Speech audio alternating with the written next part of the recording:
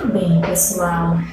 Nós escolhemos um tema hoje, que é um tema que daria para a gente ficar aqui conversando a semana inteira, que é Evangelho, Espiritismo e autoconhecimento.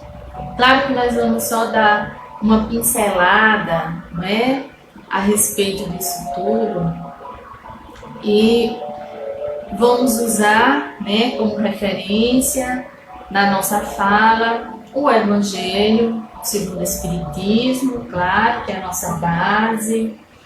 Também algumas citações do Livro dos Espíritos.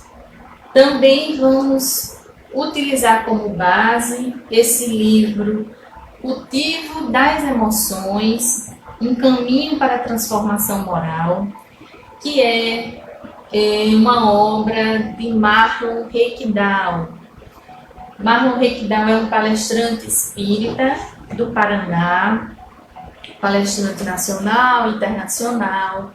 Ele é psicólogo, professor, escritor, realiza diversos cursos, diversos seminários pelo Brasil e pelo mundo, de diversos temas, dentre eles sobre diálogo fraterno, que inclusive ele também escreveu uma obra, o diálogo fraterno, que é a tarefa de atendimento fraterno que as casas espíritas executam, muito bom, por sinal, e também seminários sobre as obras de Joana de Ângeles, Tem vários grupos nas casas espíritas por aí afora que estudam as obras do espírito Joana de Ângeles, que são as obras psicológicas, e o Marlon faz diversas atividades a respeito disso, tá?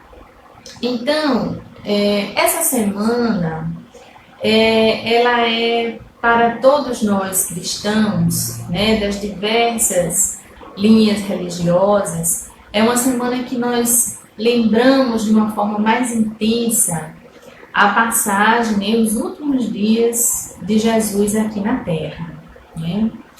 E nós já conhecemos, pela história, que foram dias muito intensos, e que teve a participação peculiar das pessoas, do povo daquela época. Quem sabe até nós, não estávamos lá naquele período, e o povo que no primeiro momento aclamou ao Cristo e no último momento o levou à crucificação, Mas nós temos, dentro desse contexto, dois personagens que a gente vai usar de início para fazer uma reflexão. Dois personagens nesses últimos dias da passagem do Cristo que foram muito importantes, Essas duas personalidades, a quem nós conhecemos como Pedro e Judas Iscariote, não é? Esses dois personagens que foram marcantes e importantes naqueles últimos dias da passagem de Jesus. Durante a última ceia, Jesus anunciara que um dos seus companheiros, dos seus amigos, dos seus apóstolos, iria traí-lo. E que um outro, e aí ele dirige-se direto a Pedro, iria negá-lo 3 vezes antes de o galo cantar. Durante a ceia, houve aquele burburinho, mas Senhor, quem é que de nós vai traí-lo? Não, de jeito nenhum, isso não vai acontecer. E também Pedro, confirmou ao Senhor, a Jesus, veementemente, que jamais iria negá-lo, porque o amava, E realmente o amava. Mas Judas traiu o mestre e Pedro o negou 3 vezes. Então nós ficamos aqui com a pergunta: Porque os apóstolos que caminharam lado a lado com Cristo não foram capazes de reconhecer naquele momento, mesmo com o aviso do próprio Mestre, as suas limitações. Eles que viveram durante 3 anos caminhando, lado a lado, vivenciando todas aquelas situações formidáveis, da passagem do Cristo pelo planeta Terra. E nós podemos pensar que eles não conseguiram reconhecer as suas limitações, porque assim como nós, também estavam em processo de autoconhecimento.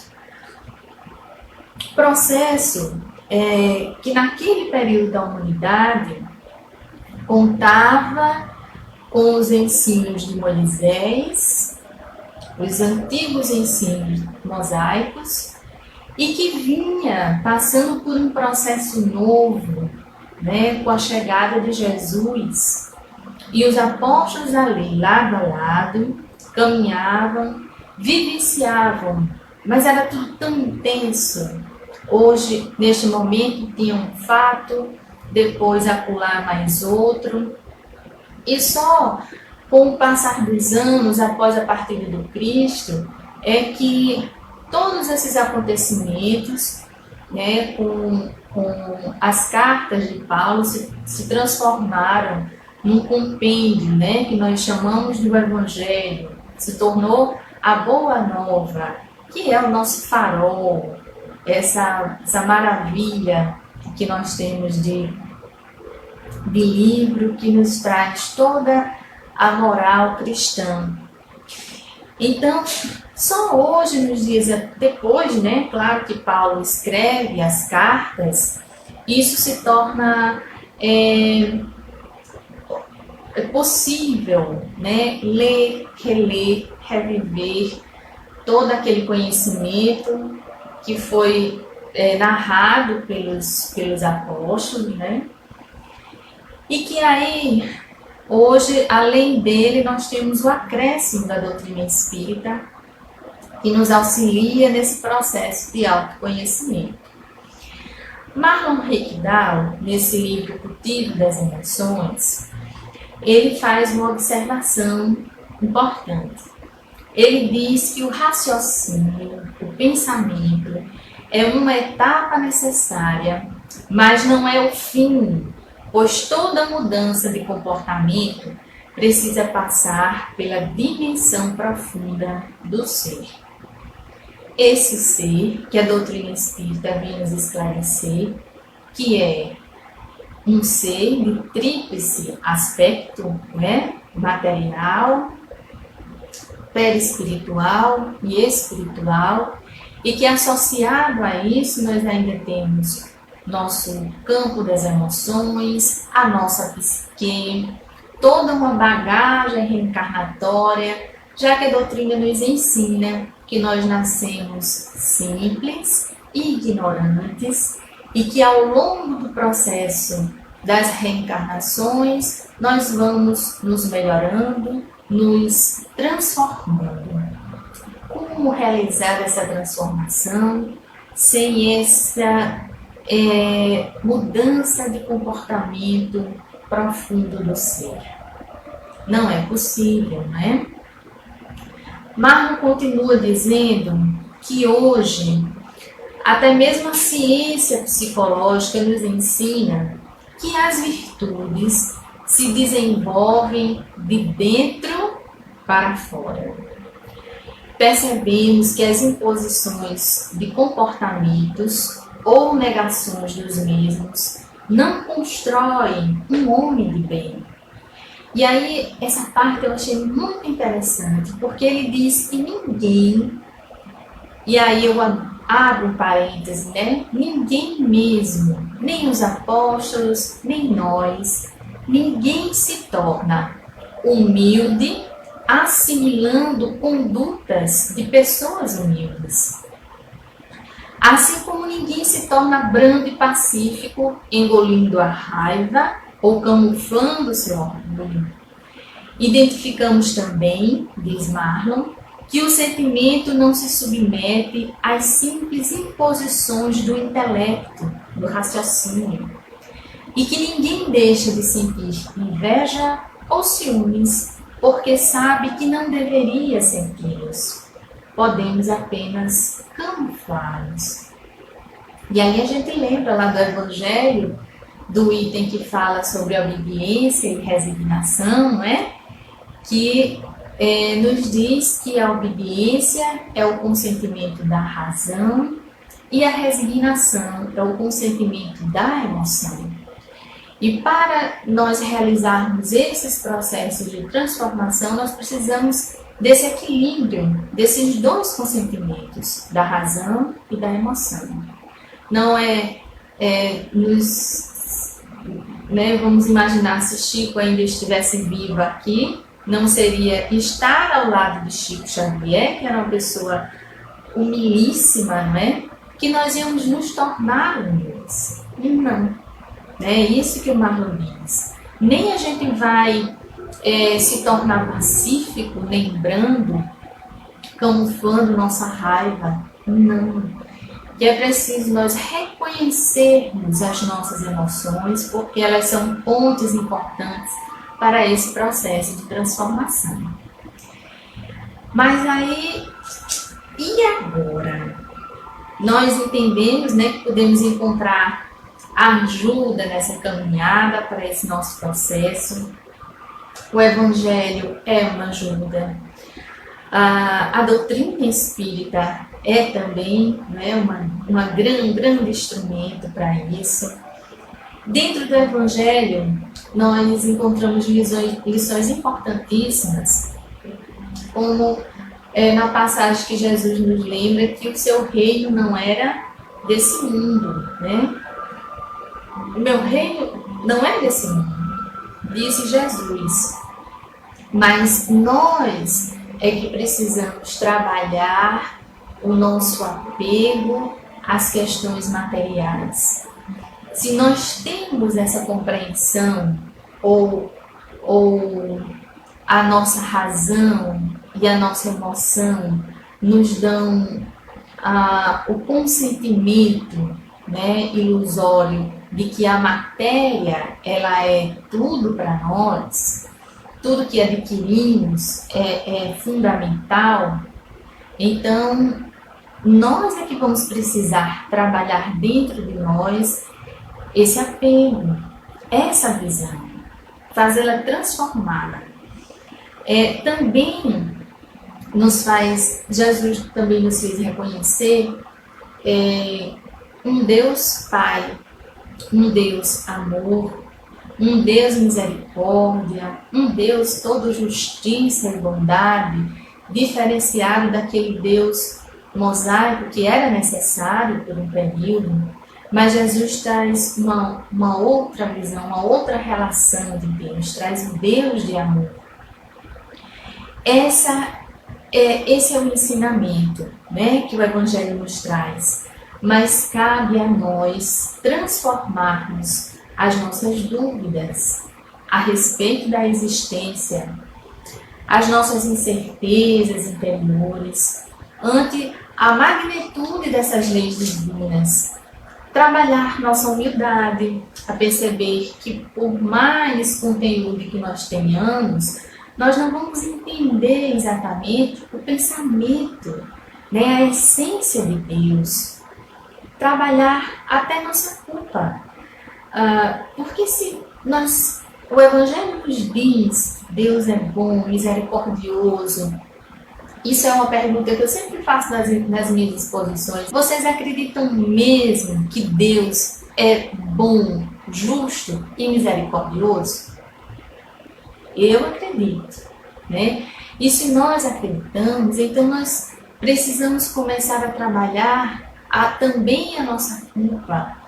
Uma culpa que pode até ser milenar, consciente ou inconsciente, e que nos faz, no nosso comportamento, repetir um discurso de menos-valia, né? De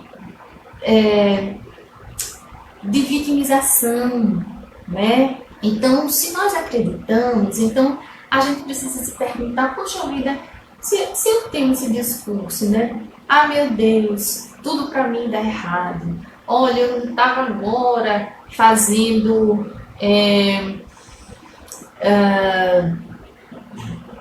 minhas coisas, tal. Vem aí esse vírus e bota todo mundo para casa, né? Agora eu não vou poder fazer mais nada. Cadê Deus que não está olhando para mim? Às vezes a gente faz esses comentários. Então aí a gente precisa trabalhar dentro da gente, né, esse sentimento que às vezes é uma culpa milenar, que faz a gente se colocar numa posição de vítima, né, e que faz a gente repetir esse comportamento, né? E a gente esquece que o Mestre diz que veio para que todos tenham vida e que tenham vida em abundância. Então, se a gente recebeu essa oportunidade, né? Se a gente recebeu tanto desse ser crístico, a gente precisa tornar isso subjetivo, íntimo dentro de nós, para que nós possamos, através do nosso processo de transformação, também colocar em nossas ações. Jesus também nos alertou que, mesmo ele vindo trazer vida em abundância, isso não significava dizer que a gente ia viver num mar de rosas eternos, né? Que ia ser tudo somente bonança, de forma alguma.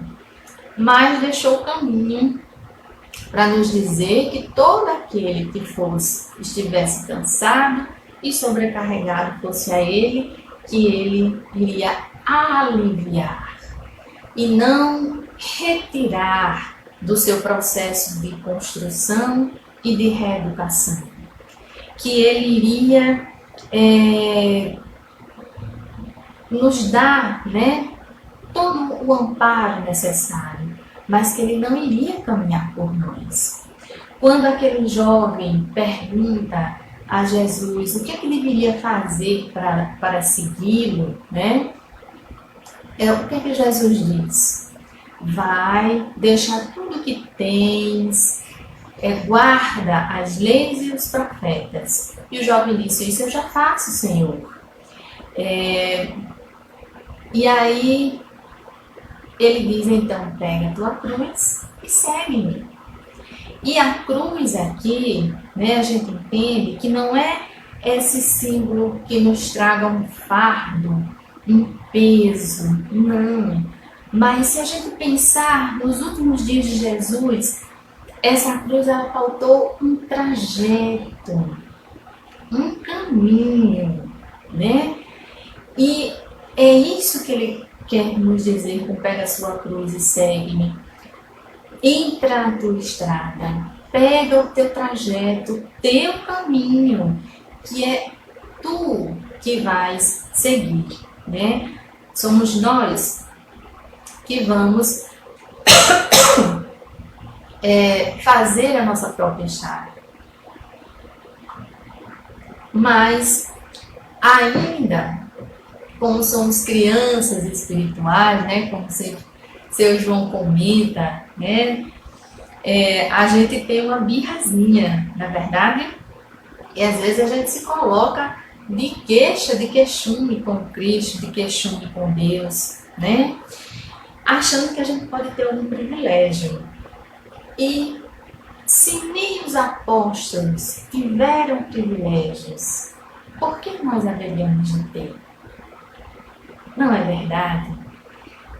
Mesmo porque o grande privilégio é esse privilégio da vida, é o privilégio da reencarnação, de sermos agraciados por essa bondade e essa misericórdia que nos dá a oportunidade de reavermos as nossas infantilidades, de nos fortalecermos e de seguirmos a nossa caminhada aqui na Terra, né? Sobre autoconhecimento, a história ela nos faz referência, né, de um grande filósofo que a maioria de nós conhece, e aí pegar esse gancho, né, de que nós temos Sócrates como essa referência do processo de autoconhecimento, desde que ele fez uma visita ao santuário de Delfos. Na sua entrada, né, no pórtico, né, que é aquela coisa bem bonita que coloca na entrada, né, como hoje tem aí em algumas cidades, na maioria das cidades, tinha uma inscrição que dizia: ó homens, conhecem-te a ti mesmo e conhecerás os deuses e o universo. E Sócrates levou essa inscrição para a sua vivência, né? E essa frase, conhece-te a ti mesmo, ficou muito associada a ele. Eu vou fazer uma outra pergunta para vocês. Qual para vocês, aí, se Kardec perguntasse para a gente, minha gente, olha, qual para vocês seria o meio prático e eficaz de hoje nós não sermos arrastados pelo mal? O que vocês responderiam? Pois bem, Allan Kardec fez essa pergunta aos espíritos, e essa pergunta está lá no Livro dos Espíritos, é a pergunta 919. Qual o meio prático mais eficaz que tem o homem de se transformar moralmente e não ser arrastado pelo mal? A resposta dos espíritos para Allan Kardec foi: um sábio da antiguidade vos disse: conhece-te a ti mesmo. Olha só, se Allan Kardec fosse perguntar para mim, também eu diria oração, prece, praticar a caridade. Mas a recomendação dos espíritos é: um sábio da antiguidade vos disse: conhece-te a ti mesmo. Este é o meio prático mais eficaz que tem o homem de se transformar moralmente. Mais uma vez, nós vamos citar o livro Cultivo, né, das Emoções, quem não ouviu no comecinho, esse livro de Marlon Rickdown. E ele diz que o autodescobrimento é um chamado antigo da humanidade. E a gente vê que é mesmo, né? A inscrição do Santuário de Delfos, que tem essa frase do conhece-te a ti mesmo, ela data de 650 anos antes de Cristo. E ele diz que para nós cristãos, esse chamado foi reforçado pelo Nazareno, ao dizer: e conhecereis a verdade, e a verdade vos libertará. Continua dizendo ele, né, o Marlon: entendemos que Jesus se referia a muitas verdades que ainda precisamos acessar, entre elas a verdade interior. Estamos aprisionados em nós mesmos. E aí a gente relembra, né, já que nós somos seres milenares, viajores do universo, quantos atavismos nós ainda não temos, não é? Então nós estamos aprisionados em nós mesmos, debatendo-nos entre a preocupação com a aparência e a performance comportamental. Buscamos aplausos, aceitação, valorização profissional, familiar, pessoal. Porém, nada disso nos liberta. Continuamos a busca para fora. Mudamos de parceiros, de profissão, de grupo, de amigos, de religião. Melhoramos o nosso salário. Cultuamos o corpo, mas todas são ações secundárias no que diz respeito à realização interior. Então vejam como esse momento que nós estamos vivendo, ele é importante, como ele nos coloca intensamente em contato conosco mesmo. Quanto nos vem fazendo realizar esse movimento para dentro. não só da casa de alvenaria, mas de nos voltarmos para dentro de nós, né? E dá uma inquietação, né? A gente é acostumado àquela rotina e a gente não pode sair, então a gente assiste, a gente cozinha, a gente levanta, a gente lava a roupa e a gente volta e faz uma coisa, faz outra. Numa inquietação, numa tentativa ainda de nos mantermos em ações externas que nos distraem do nosso mundo interior. E aí, o Marlon Requidal cita o espírito Joana de Ângeles e ela nos diz, né, que o grande desafio contemporâneo para o homem é o seu autodescobrimento. E nesse processo que nós estamos vivendo, né, antes a gente podia até alegar que não tinha tempo para avaliar os nossos interesses, as nossas emoções, os nossos pensamentos, mas agora a gente tem tempo sobrando. A gente pode fazer isso, né? E aí Marlon, mais uma vez, ele arremata, né, a fala de Joana de Ângeles, dizendo, como Joana fala, que o grande desafio contemporâneo para o homem é o seu autodescobrimento. Essa palavra desafio refere-se à realização de algo geralmente além das nossas possibilidades. Uma situação ou um grande problema a ser vencido ou separado. Uma tarefa difícil de ser executada. Então a gente vai ver, né, um exemplo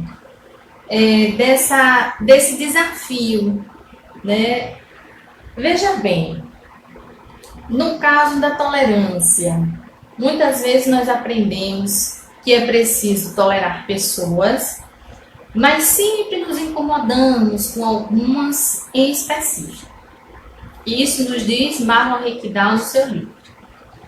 Quando queremos nos obrigar a tolerar, nos tornamos às vezes arrogantes ou toleramos pela frente e às vezes a gente dá aquela dá aquela espinhadazinha por trás, né? O conhecimento sobre o funcionamento do nosso íntimo funciona a nos mostrar que geralmente os padrões que nos incomodam no comportamento alheio têm relação com a nossa vida interior desconhecida. Assim, a doutrina espírita nos ensina que para tolerarmos verdadeiramente uma pessoa, primeiro precisamos identificar a nascente do incômodo pessoal e tornarmos isso consciente. Tomarmos consciência das próprias imperfeições, por consequência direta, conseguimos amar aos demais. No caso da caridade, sabemos que precisamos ser caridosos e tentamos de todas as formas, doando o que temos, desde o dinheiro até o tempo. Mas uma análise mais profunda nos faz pensar nas intenções que podem ter por trás de muitos comportamentos ditos caridosos. Entre elas, né, a necessidade de reconhecimento, dando agora para receber depois. Assim, a doutrina nos ensina a observação profunda acerca do nosso comportamento, analisando o íntimo da alma para não corrermos risco de nos acreditar melhores do que verdadeiramente estamos. Então, isso é muito, muito importante, né? E a doutrina que nos dá esse grande espelho. Então, Marlon Requidal nos diz que as nossas forças interiores, elas nos movimentam, trabalhando as engrenagens das nossas almas. Precisamos aprender a nos relacionar com nossa condição, a nossa real condição, de uma maneira humanizada, não pendendo para a aceitação irrestrita e imoral do que somos, nem para o extremismo do desejo de anular imediatamente as imperfeições. Porque aí nós iríamos cair o risco, né, de vivermos no campo das máscaras, né? As máscaras que não são necessárias para a nossa vivência social, mas que não podem se tornar exclusivas, porque senão a nossa transformação vai ser superficial. Então, nos recordamos ainda, né, de Jesus, quando o tempo inteiro ele nos impulsiona a essa autoavaliação. Até ao se aproximar de cada um que ele ia curar, ele perguntava primeiro: que queres que eu te faça? Uma pergunta tão óbvia para alguém que é cego, o que será que ele queria? Para alguém que não andava, o que será que ele desejava? Mas o mestre que via a alma de cada um de nós e que deseja que nós consigamos trabalhar a nossa essência a ponto de nos avaliarmos com clareza, ele perguntava: que queres que eu faça? Para realmente, né, entender até se aquelas pessoas elas sabiam do real desejo que estava ali latente no coração, né? Também nos orienta o tempo inteiro que nós façamos o nosso movimento de busca. Busca e achareis. Batei e abrir-se-vos-á. Né? Pedi e se vos dará. Né? Todo esse compêndio de moral, né, que nós temos no Evangelho, quanto nas palestras, nas casas espíritas ou nos diversos meios religiosos, né, que trazem a fala do mestre, as suas reflexões. Todo esse compêndio, né, que nós angariamos nos estudos que realizamos na casa espírita, eles podem se tornar vazios se não identificarmos as nossas necessidades morais. Eles vão servir ao raciocínio, à observância de cobrança para outros, mas não repositório eficiente para a nossa modificação interior. Santo Agostinho foi um dos espíritos que respondeu a Allan Kardec na questão 919, né? Aquela questão que a gente citou lá atrás. Qual o meio prático e eficaz, né, de realizarmos a nossa transformação moral e de não sermos arrastados pelo mal? E ele disse que ele nos dá uma dica, né, uma orientação de como nós podemos conhecer a nós mesmos, já que essa é a chave do progresso individual. E ele nos orienta da seguinte maneira: pergunte o que fizestes e com qual objetivo, com qual intenção, com qual interesse, com qual desejo nós agimos. Pergunte o que fizestes. Todos os dias, reflete, né? Ele orientava que no final da noite, ao deitar, quando a gente coloca a cabeça no travesseiro, a gente possa fazer esses questionamentos e nos responder de forma sincera. Fizestes algo que censuras no outro? Fizestes algo que não ousas confessar nem a si mesmo? Avalia diariamente a tua consciência. Passe em revista o que fez durante o seu dia. Pergunte-se se não deixou de cumprir algum dever. Pergunte-se se alguém teria motivos de queixas contra vós. Então esse é um roteiro que Santo Agostinho Espírito nos traz na questão 919 do Livro dos Espíritos.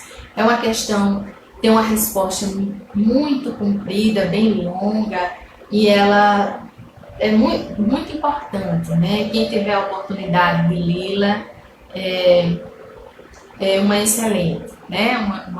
Uma excelente questão. Eu vou repetir o que é que ele nos orienta. Para o nosso processo de autoconhecimento, Santo Agostinho nos orienta. Pergunte o que fizestes e com qual objetivo, com qual intenção, com qual desejo, com qual interesse agistes. Fiz algo que não ouso confessar a mim mesmo? Fiz algo que não ouso confessar a mim mesmo? Ou fiz algo que censuro no outro? Avalie diariamente a tua consciência. Passe em revista o que fez durante o seu dia. Pergunte-se se não deixou de cumprir algum dever. Pergunte-se se alguém teria motivos de queixa contra vós. E o Marmon Recudal, nos arremata, ainda nos lembra que o autodescobrir-se, ele não é apenas para que nós possamos nos deparar com as nossas limitações, as nossas dificuldades e os nossos problemas. É também para encontrar o belo, a superação, a iluminação, o potencial, a divindade intrínseca na criação. E esse momento em que nós estamos vivendo, em particular, esse momento da humanidade, a gente pode pensar nas duas bandejas da balança.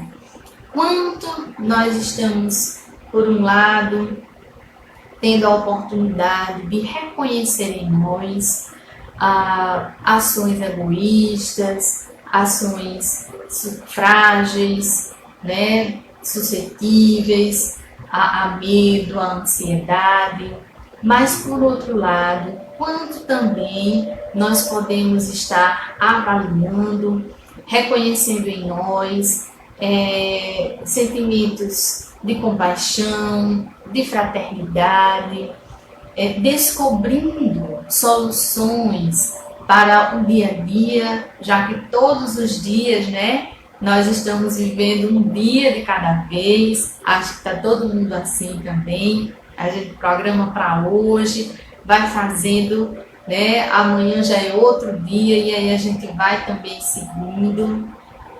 Então, esse é um momento de suma importância, E está dentro dessa beleza universal, que são as leis divinas e das quais a gente desconhece a sua profundidade. Nós temos muitos textos que nos falam das leis naturais, no Livro dos Espíritos, mas a essência divina, essa nós ainda não temos a condição de compreender, Então, pessoal, vale a pena nos perguntar, Nós estamos já chegando ao final da nossa fala, já passamos da hora um bocado. Então, vale a pena nos perguntar em qual etapa nós nos encontramos. Quais são as solicitações que a vida vem nos fazendo nesses dias? Vamos levar essas perguntas para nós, para dentro, não para fora. E é uma coisa bacana que a doutrina espírita nos dá quando Sócrates traz a referência do conhece-te a ti mesmo.